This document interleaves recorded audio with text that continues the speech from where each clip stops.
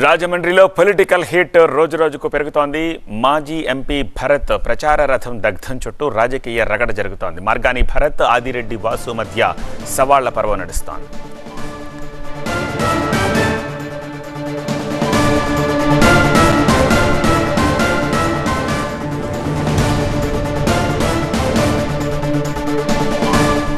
MLA Adireddy వాసుకు MP Bharat సవాల్ విసురుతున్నారు. ప్రచార రథం దగ్ధం విషయంలో ఎలాంటి సంబంధం లేదని, మార్కండేయ స్వామి ఆలయంలో ప్రమాణానికి నేను సిద్ధము, మీ ప్రమేయం లేదని మీరు ప్రమాణం చేయగలరా అని భరత్ అన్నారు.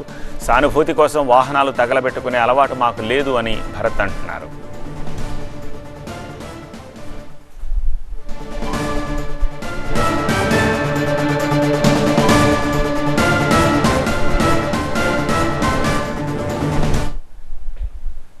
నా కుటుంబ సభ్యులు ప్రమేయం కానీ ఆ వెహికల్ తగలబెట్టిన దాంట్లో ఉంటే నేను నేరుగా మార్కండేయ స్వామి గుడి దగ్గరికి వచ్చి ప్రమాణం చేయడానికి నేను సిద్ధంగా ఉన్నాను. ఇదే సవాళ్ళు తెలుగుదేశం పార్టీ ఎమ్మెల్యేకి వాళ్ళ కుటుంబ సభ్యులు కూడా చెప్తా ఉన్నా.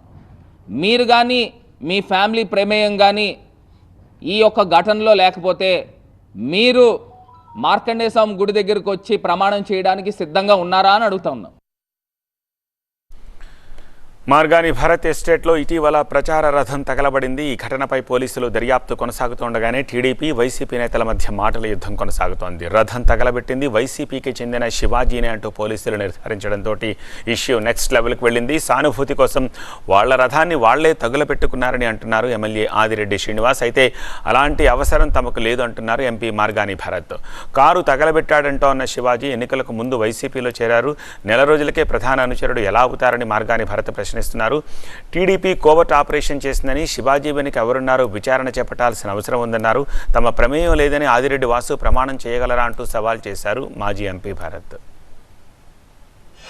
ఈ వెహికల్ని ఏదైతే వైఎస్ఆర్సీపీ భరత్రాం ప్రచార రథాన్ని వాళ్ళ పార్టీ వారే, తనకి సంబంధించిన వ్యక్తులే సింపతి కోసం వారి వెహికల్ వారే కార్ చేసుకున్నారని ఇప్పుడే నాకు గౌరవ ఎస్పీ గారు తెలియజేశారు. చాలా దురదృష్టకరం. రాజమహేంద్రవరంలో ఎప్పుడు ఇలాంటి సంస్కృతి సాంప్రదాయాలు లేవు. వైఎస్ఆర్సీపీ కార్యకర్త అని మీరు ఎట్లా చెప్పగలుగుతున్నారు? అంటే ఎలక్షన్స్ ముందర నెల రోజుల ముందర తెలుగుదేశం పార్టీ వాళ్ళకి వెన్నతో పెట్టిన విద్య ఒక కోవర్ట్ ఆపరేషన్ చేశారు. మా దగ్గరికి నెల రోజుల ముందర వచ్చిన వ్యక్తి కడుపు బాధతో అనంట తీసుకొచ్చి వెహికల్ని తగలబెట్టాడంట. ఎంత ఆశ్చర్యం వేస్తూ ఉంది. ఓటమి భయంతో, ఓరవలేని తనంతో ప్రజల్లోకి సింపతి తెచ్చుకోవడానికి ఇలాంటి చీప్ పాలిటిక్స్ వైసీపీ వాళ్ళు చేస్తారని మాత్రం నేను ఎప్పుడు కూడా ఊహించలే. వీరి యొక్క చీప్ పాలిటిక్స్ రాజమండ్రి ప్రజలకే కాదు, రాష్ట్రంలో అందరికీ తెలియాలి. వైసీపీ పార్టీ వారు వారి ప్రచార రథాలను వాళ్ళే కాల్చేసుకొని దాన్ని మళ్ళీ తెలుగుదేశం పార్టీ వారికి ఆపాదిస్తూ ప్రజల్లోని ఇది ఒక విధమైన పాలిటిక్స్ తోటి, సింపతి పాలిటిక్స్ తోటి ప్రజల్లోకి రావడానికి ప్రయత్నాలు చేస్తూ ఉన్నారు. అవసరం మాకు లేదు.